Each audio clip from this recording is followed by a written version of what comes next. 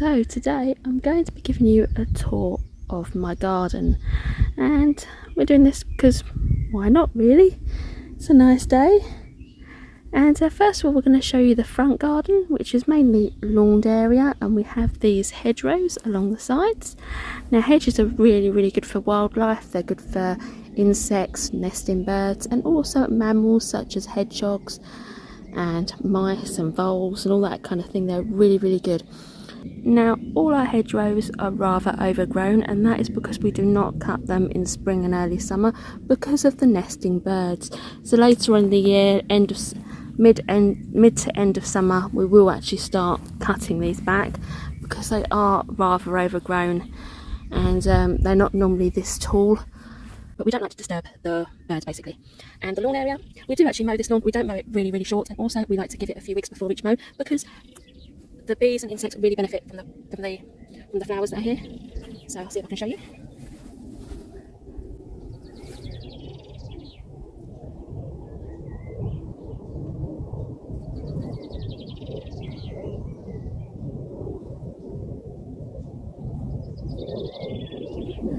Okay.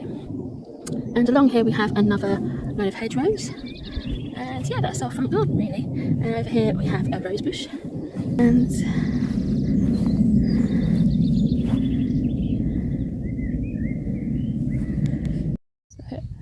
so over here we have our lavender bushes, which are just coming into bloom now. Once these come into full bloom, these will be absolutely covered in butterflies and honeybees and bumblebees and all kinds of insects. It's really quite lovely to see. It's really quite lovely to see in the summertime all the butterflies out in force. And here we have another hedge, which is very tall at the moment. As I say, we won't cut it back until springtime. I mean, we won't cut it back until summertime, end of summer. And then we have these lovely flowers here, which actually really attract bees, butterflies and hummingbird hawk moths, which I absolutely love. And along here we have a huge Christmas tree, as I call it, which is getting bigger and bigger. And this area is a little bit overgrown because we haven't really touched it this year. And this is going to be my daughter's fairy garden. I'm making a fairy garden for her. So like I'm going to put lots of fairy doors and fairy little houses in here for her. But for now it's just all overgrown. And the hedges, as I say, they need to be cut right back. But we won't do that until later on in the year.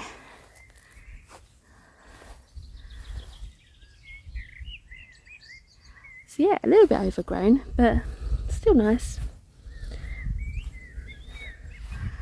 And that's our front garden. And this is a view from our front garden, which is just lovely.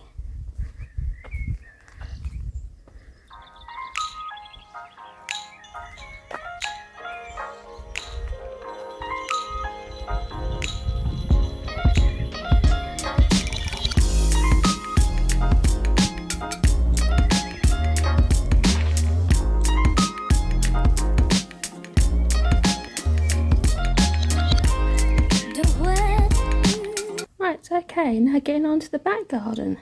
As you walk out, we have a lot of heather bushes. Now these come into flower during the months of January and February, so it gives it a nice bit of colour during the winter months. And we move on. So this is the area where I normally film my chinchillas in during the autumn and winter and early spring. Can't really film in here in the summertime because it gets far too hot. The only times I can really do it is if it's a colder day and it's overcast, or even late in the evening I can sometimes get away with it, but during the day it's just far too hot. It's just far too hot in the summer during the day. So yeah, that's the area. If you ever see my videos, that's where I'm filming, in there. And along here, right, ignore the washing on the line. Don't really seeing that. Over here we have a raised bed and we have some corn growing in here. It's the first year I've grown corn. It seems to be going alright. And I have got some butternut squashes, but a few of the plants have in fact died. The one at the back's looking okay, but the rest are looking a bit iffy. So, next I'm going to show you is the orchard. Now, when I first moved here, this was pretty much just grass. There wasn't any trees in here, apart from one tree. There was one tree here, but it wasn't a fruit tree. And we decided to convert it all into an orchard. And they were all originally little trees, like stick trees, twig size. And they have grown so much since I've moved here. So we have a big load of rhubarb there. Because why not? My family likes rhubarb. It's far too much for us though. And then we go on to the trees.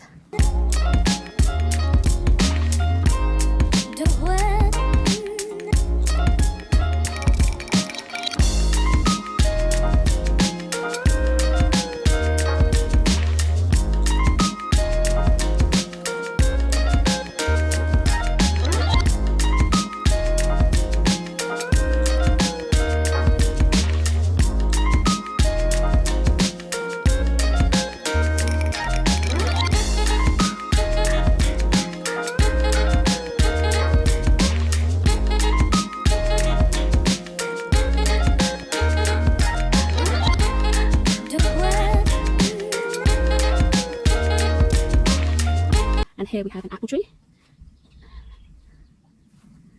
And then we have a cherry tree, which is netted up because otherwise we would never get any of the cherries if it wasn't netted up, because these birds around here, they're terrible. And then you've got another apple tree. And we've got a blackberry bush here. This is just wild bramble that we decided to keep here. And then further along we have another apple tree. These are all different varieties of apples. We get so many apples in the autumn time, it's ridiculous. We actually make things like cider out of them. Like in America you call it hard cider, so alcoholic. Not every year, but some years we do. Last year I didn't, but most years we do because we have so many apples. And then round to another apple tree. And then we have it's a nectarine tree. I'm not sure what it is. It never has any fruit on it. I don't think it's the right climate. And this here is a apricot tree. So this one here is an apricot tree. And this one we thought was actually dead because it did snap in half in a storm that we had earlier a few years ago. And yeah, we thought it was dead, but it grew a whole new trunk. And this year, for the first year ever, we have got apricots on them.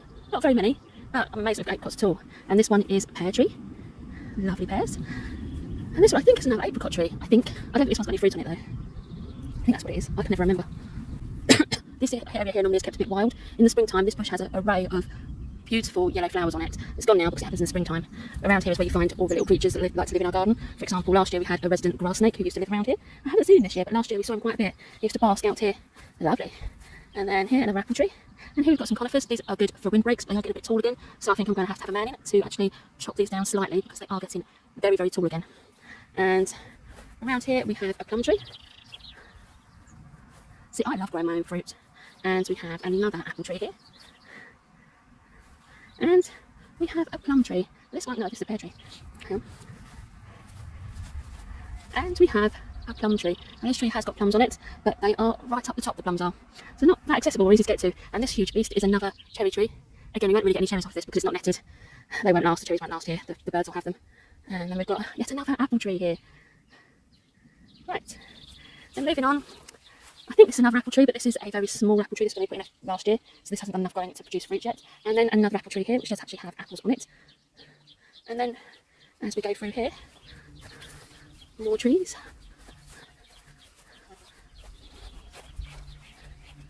Then here, we have another cherry tree. This one had been netted, but we've just taken the netting down today because we didn't have much cherries off it at all. My husband just thought, what's the point of netting it? So it's been unnetted now. And then along this side, we have this lovely white flowers on this bush. And we have a tree here. This tree is actually a bush and it has these beautiful flowers come out. They'll come out in the next few days. They'll come out in the next few weeks. And this is the one that attracts all the butterflies to the area, this tree here. It's not in bloom yet though, but when it is in bloom, I will take a video of it to show you the amount of butterflies we will get from that tree. It's just unbelievable. And then round here we've got some roses.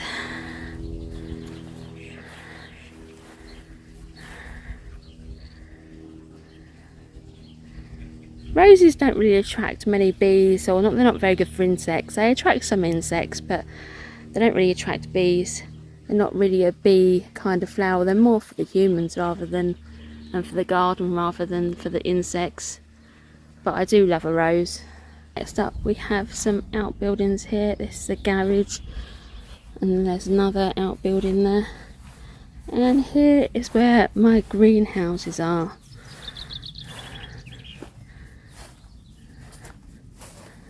This is one of my greenhouses. This is another greenhouse, and this one has some blackberries, some blackberries and some white currants in here. As you can probably see at the back. And it also has some potatoes for some weird reason. I don't know why they're in there, but they are. I think we planted potatoes a few years ago and they just keep on coming back every year. And then we've got a fruit cage as well. And this fruit cage has raspberries and again white currants in here. You can probably see them at the back. And some more raspberries. Oh, raspberries. Raspberries are lovely. So that is my fruit area and my orchard area. For the main part, I've still got a polytunnel, which I have fruit in, but there we are. So next I have my wildlife pond. This pond isn't particularly big, but it does have a lot of wildlife in it. We actually made it bigger a few years back, and we dug it all out and made it deeper, but it's covered in reeds, which makes it look smaller than it is, because it's got some reeds in it. But yeah, this pond is home to not just a variety of invertebrates like water boatmen, water skimmers, beetles, snails, dragonfly larvae. It's also home to frogs and newts and all manner of weird and wonderful creatures. I love this pond. Even though it is small, it has so much going for it. And the bees really like it as well. They come and sit on the moss. So it's proper. It doesn't have a filter or any kind of filtration because it's got so much pondweed and oxygenating plants in it that it really doesn't need a pump. It just is bioactive by itself.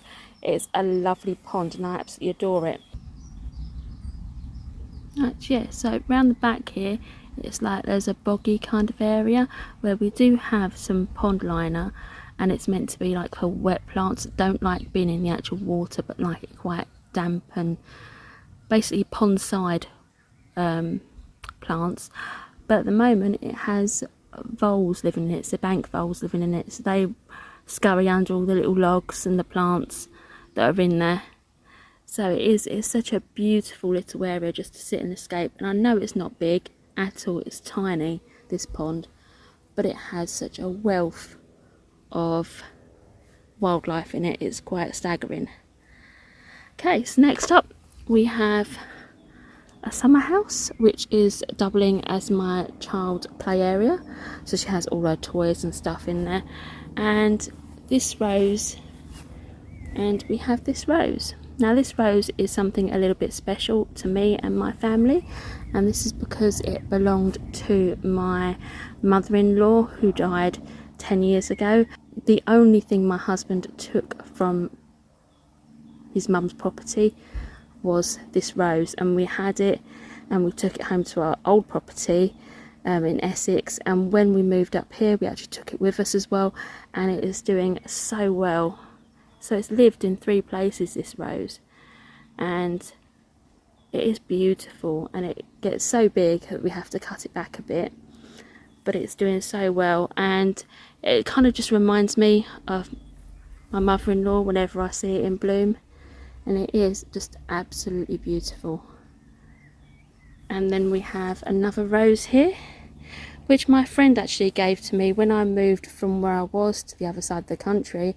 My friend actually gave me a rose, and it's one of these special roses that has a special name about not forgetting, basically. I can't remember, ironically I can't remember the exact name of the rose, but it was something to do with not forgetting the person. So, and it's beautiful, and every time it blooms I think of her. It's beautiful orange flowers. Now getting on to the duck areas. Okay, so this area here is my duck area, And in here we have the pond and some of the chickens. Who stays in here during the summertime? It's mainly the call ducks and the chickens.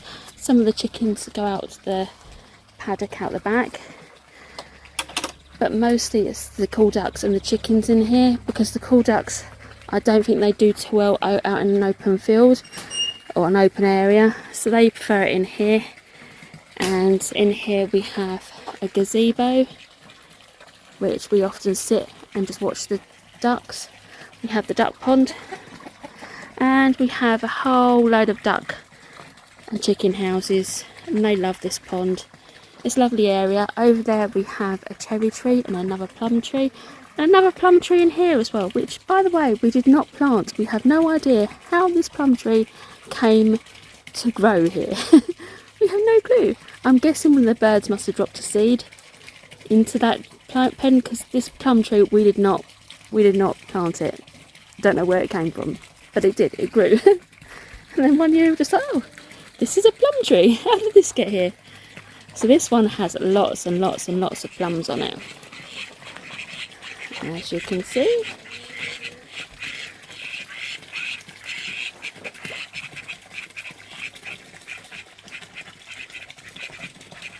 And there's the pond again. And so we've got a cherry tree, and again we've got another butterfly bush here, which will attract hundreds and hundreds of butterflies during the summer months. And also we like to keep this area a little bit wild. So we have thistles. We have another friend of mine, when I left for this place, she actually gave me a whole load of wild flower seeds, so we've scattered them all around, and they've grown really well. The only thing that I will say I do try and manage a little is the stinging nettles, just because I do have a little one, and stinging nettles aren't the nicest for a little child. Obviously there are still loads here, it's impossible to get rid of them all, but I just like to keep that a little bit more manageable, so away from pathways and stuff like that where she can get to easily. So around the hilly area, I like to call it, it's just where this area here at the back is just where we unearthed, when we built the pond, we had a load of earth left, so we mounded it up, and often that's where the ducks nest, in there. Yeah, so that's that area. And then we have a stables. Now this is not used as a stables for us, it's used as a junk area really, but the previous owner that owned this property before we did, she had 2 donkeys, so that was their stables.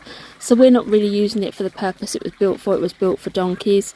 But yeah, it's a little bit run down now because it is very old now. We had to put a new roof on it and stuff, but yeah, it's mainly used for odd bits really that we've got, like spare. It's really used for junk really, and spare things like spare chicken runs, spare chicken houses, just spare. It's full of pet stuff really. It's just full of just pet stuff. It's not worth anything, but it's just a good place to store stuff. And the next one along, now this area here is where my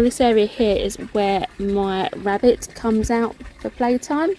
When we are in, she has the run of this area here, and she likes to eat the grass and all the wildflowers. You can see her there, Ollie. Yeah, but when we're not in, we don't leave her out here because she can dig under, and if we're not about, she could dig somewhere that she's not meant to be. But when we're here, obviously she has the range to go and eat as much grass as she likes, because luckily we don't have a huge problem with foxes here. Now in my old house, where I used to live, it was very urbanised, and yeah, we had no end of foxes.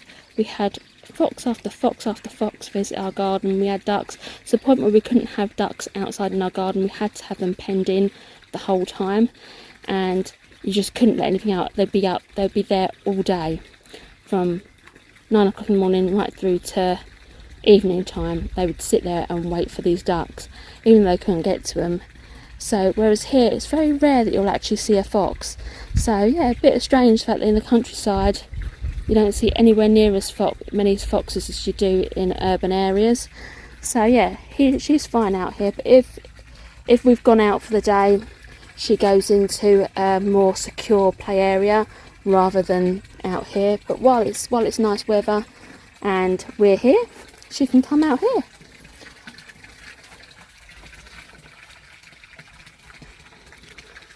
And here we have a hay shed, which isn't used for a hay shed at all at the moment. Again, it's another junk area, but to say, the previous owners did have donkeys. They'd have one area for the donkeys and another area for the hay that they've used to feed them. And then along here we have our polytunnel, which I think you probably might have seen in another video, which is got strawberries in it at the moment and some blueberries. This is a nice big polytunnel.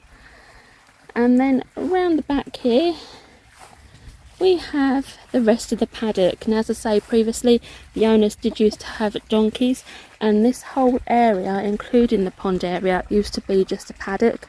That's all it used to be. It used to be just grass fields, and we actually took part of the paddock to use it to build a pond area and an area for our ducks and chickens. So yeah, not what it used to be like, but we've still got an area here. I personally, when I first moved here, I desperately wanted goats. I love goats. But 6 months after moving here, I actually fell pregnant, and at that point I realised that me having goats probably wasn't a priority, and that it probably was going to take up far too much time. And I'm glad that we made that decision now, because I don't think I'd be able to cope with goats, although I do love them still to this day. I don't think I'm going to be able to cope.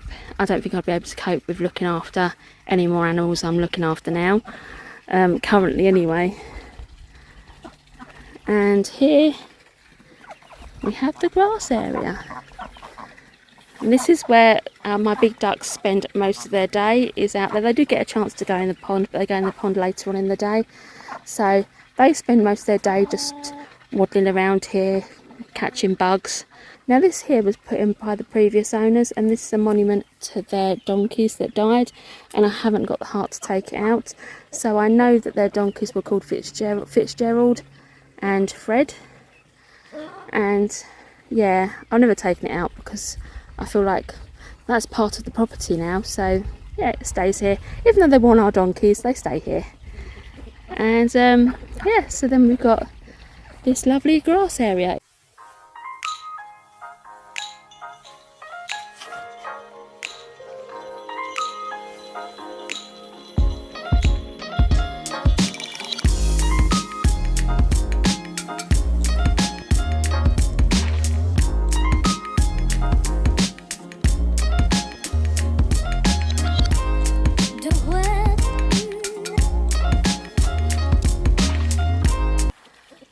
So we have this lovely farmer's fields there, and farmer's fields there, and farmer's fields there. There's not really many in the way. We have got a few neighbours, but we haven't got a lot of neighbours, which is lovely.